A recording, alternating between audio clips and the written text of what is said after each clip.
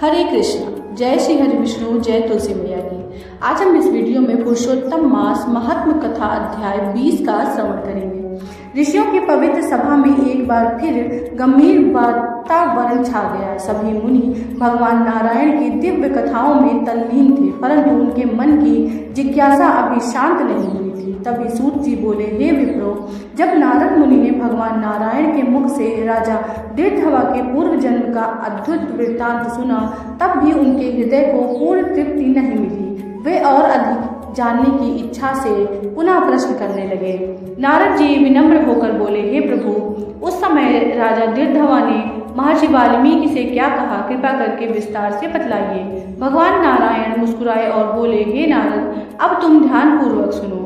जब राजा दीर्घवा ने अपने पूर्व जन्म का रहस्य जाना, तब उनके हृदय में वैराग्य और जिज्ञासा का उदय हुआ।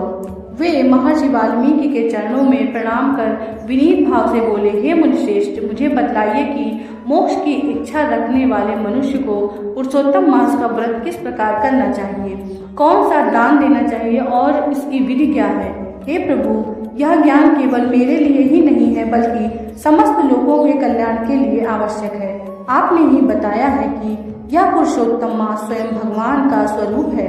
मैं पूर्व जन्म में सुदेव ब्राह्मण था और अनजाने में इस मास का पालन कर बैठा था, जिसके प्रभाव से मेरा मृत पुत्र जीवित हो गया था।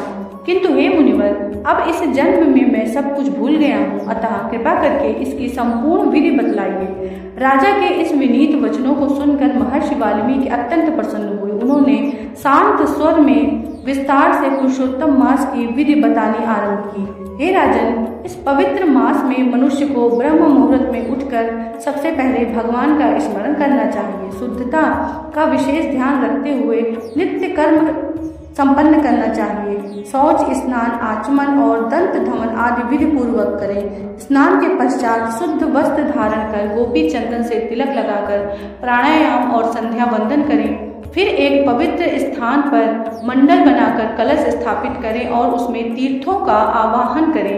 गंगा, गोदावरी, कावेरी और सरस्वती का स्मरण करें। इसके बाद श्रद्धा और भक्ति से भगवान पुरुषोत्तम की मूर्ति स्थापित कर विधि पूर्वक पूजा करें। गंध, अक्षत, पुष्प, दीप और नैवेद्य अर्पित करें। हे राजन, यह शरीर बहुत दुर्लभ है। धन, घर, पुत्र ये सब बार बार मिल सकते हैं, परंतु यह मानव शरीर बार बार नहीं मिलता, इसलिए इसे धर्म के लिए उपयोग करना चाहिए। यह संसार क्षणभंगुर है। युवा अवस्था पुष्प के समान शीघ्र मुरझा जाती है। धन जल की तरंग के समान चंचल है और जीवन प्रतिदिन घटता जाता है। इसलिए बुद्धिमान वही है जो मनुष्य जो समय रहते धर्म का पालन करता है। जब मन, धन और योग पात्र ये तीनों एक साथ मिल जाएं, तब बिना विलंब किए दान और धर्म करना चाहिए। हे नृपश्रेष्ठ, इस पुरुषोत्तम मास का महत्व तो इतना महान है कि थोड़े से साधन से भी मनुष्य महान पुण्य प्राप्त कर सकता है।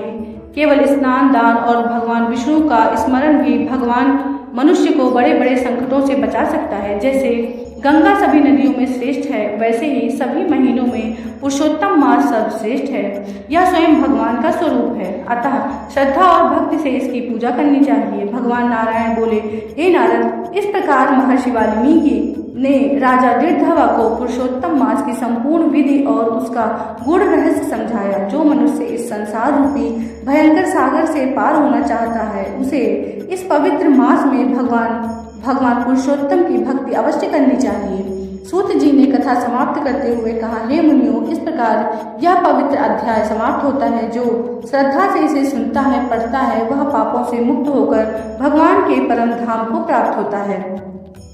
पुरुषोत्तम मास महात्म कथा अध्याय 20 समाप्त। बोलो विष्णु भगवान की जय।